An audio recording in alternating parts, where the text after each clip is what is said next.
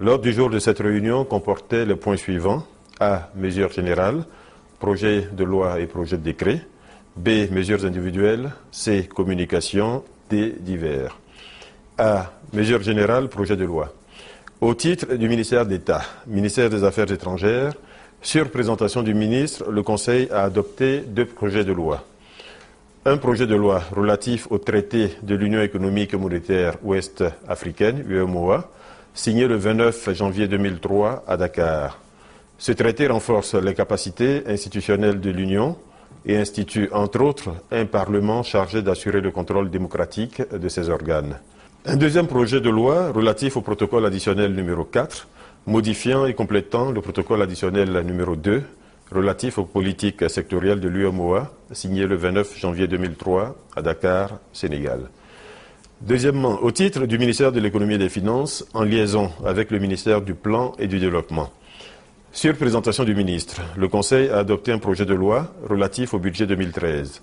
Depuis la fin de la crise post-électorale, la Côte d'Ivoire a réalisé des progrès remarquables sur la voie de la normalisation sociopolitique et de la relance économique, ce qui a permis une amélioration sensible du taux de croissance qui passe de moins 4,7% en 2011 à 8,6% en 2012 contre une prévision initiale de 8,1%.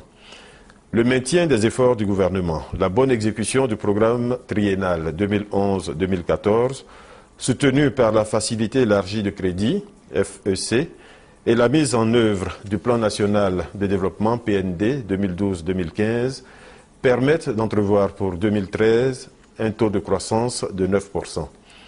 Le budget de l'État pour l'année 2013 s'équilibre en recettes et en dépenses à 3 814 milliards de francs CFA, soit une hausse de 17% par rapport à 2012.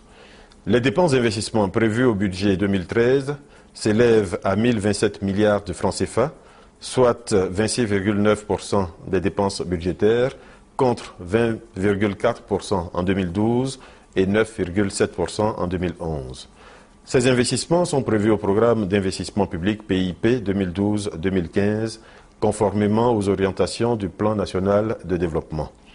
Le PIP 2013-2015 s'élève à 4 818,4 milliards de francs CFA, dont 3 392,8 sont mobilisables à travers le budget de l'État de Côte d'Ivoire et 776,4 sont à rechercher sur la période du plan entre 2013 et 2015. Mesures générales, projet de décret. Au titre du ministère du Commerce, sur présentation du ministre, le Conseil a adopté 2 décrets. Un décret portant organisation du ministère du Commerce et un deuxième décret portant attribution, organisation et fonctionnement de l'Office d'aide à la commercialisation des produits vivriers, OCPV. Cet office a été créé en juillet 1984 avec pour mission principale l'amélioration de la commercialisation des produits agricoles.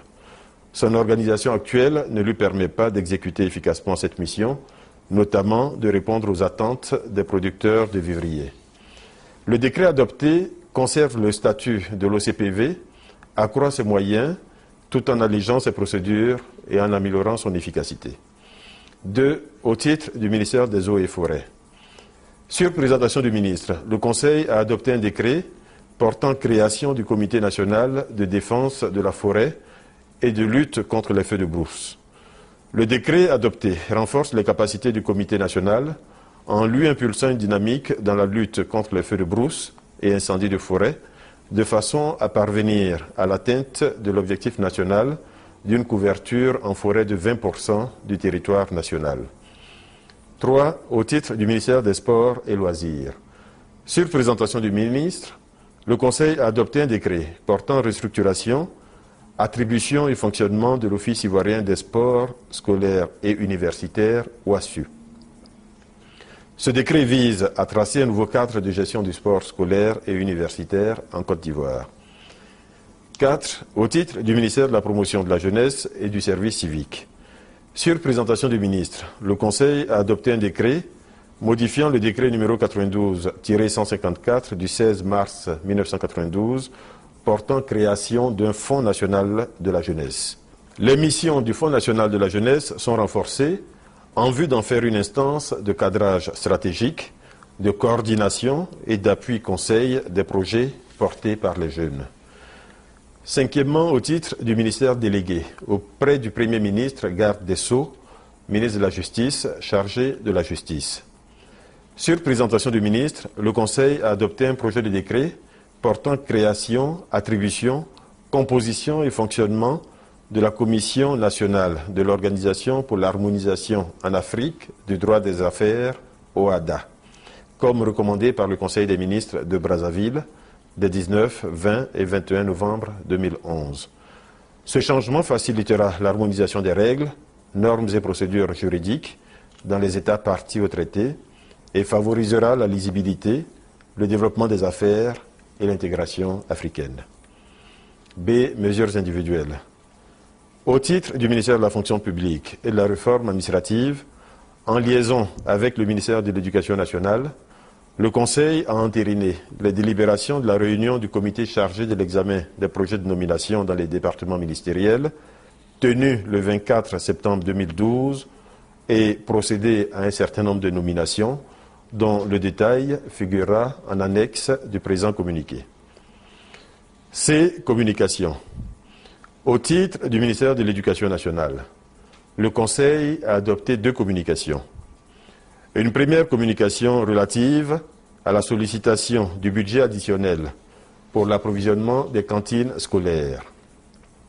En raison de la normalisation progressive de la situation sociopolitique en Côte d'Ivoire, le Programme alimentaire mondial, PAM, a souhaité réduire progressivement son implication dans le programme d'implantation des cantines scolaires en Côte d'Ivoire, qui permet à ce jour, annuellement, d'alimenter 900 000 rationnaires. En raison de l'importance de ce projet dans la politique de scolarisation des enfants, le gouvernement a décidé de compenser les besoins créés par ce désengagement par la prise en charge des 276 000 enfants non pris en compte par le programme d'appui du PAM.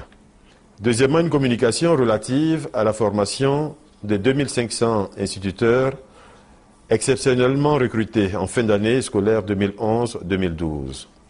Le Conseil des ministres a autorisé la formation de ces 2500 instituteurs recrutés dans le cadre du programme présidentiel d'urgence et qui devront être opérationnels dès la rentrée scolaire 2012-2013.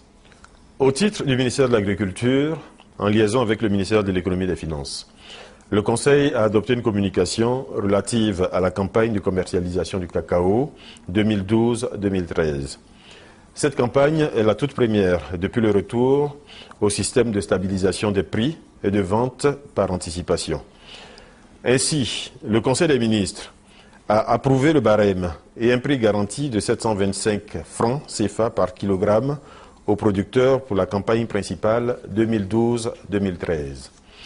A instruit le Conseil du café cacao de prendre toutes les dispositions opérationnelles, y compris les sanctions appropriées, pour le respect strict du prix aux producteurs. A fixé à la date du 3 octobre 2012, demain, l'ouverture de la campagne 2012-2013 et enfin a décidé de l'application d'un taux unique et identique du droit unique de sortie DUS pour les fèves et pour les produits transformés au titre de la campagne 2012-2013. En application des instructions du chef de l'État, le prix payé aux producteurs a été fixé à 60% du prix CAF de référence. 22% de ce prix revient aux intermédiaires et 18% à l'État de Côte d'Ivoire. Tout en relevant l'important effort fait par l'État, le chef de l'État a réaffirmé sa ferme volonté de voir appliquer par le Conseil du café et du cacao le prix garanti aux producteurs de 725 francs par kilogramme sur toute l'étendue du territoire national. Au titre du ministère des Eaux et Forêts, le Conseil a adopté une communication relative à l'état d'avancement du FLEGT, qui est l'application des réglementations forestières, de la gouvernance et des échanges commerciaux. Ce processus, mis en place par l'Union européenne, permet d'éviter l'exploitation forestière illégale et de sécuriser les exportations de bois des pays producteurs vers les marchés européens. Sixièmement, au titre du ministère de la Salubrité urbaine, le Conseil a adopté une communication relative à l'information du gouvernement sur les mesures de lutte contre le désordre urbain et l'incivisme des populations. Les principales recommandations proposées et adoptées par le Conseil sont la suspension jusqu'à nouvel ordre de la délivrance par les autorités communales des autorisations d'occupation du domaine public, la mise en place d'un cadre permanent de concertation et d'une cellule des opérations spéciales de la police de salubrité, l'organisation d'un séminaire sur la responsabilité des préfets dans le contrôle des actions des collectivités territoriales, la programmation d'opérations périodiques de police spéciale de lutte contre le désordre urbain et l'incivisme dans la cité, etc. Des divers.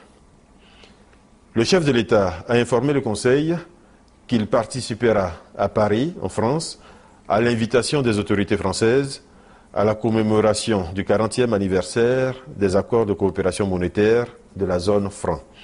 À cette occasion, il procédera à l'ouverture d'un colloque sur le thème « Regard croisé sur 40 ans de zone franc » le vendredi 5 octobre 2012. Fait à Abidjan le 2 octobre 2012. Je vous remercie.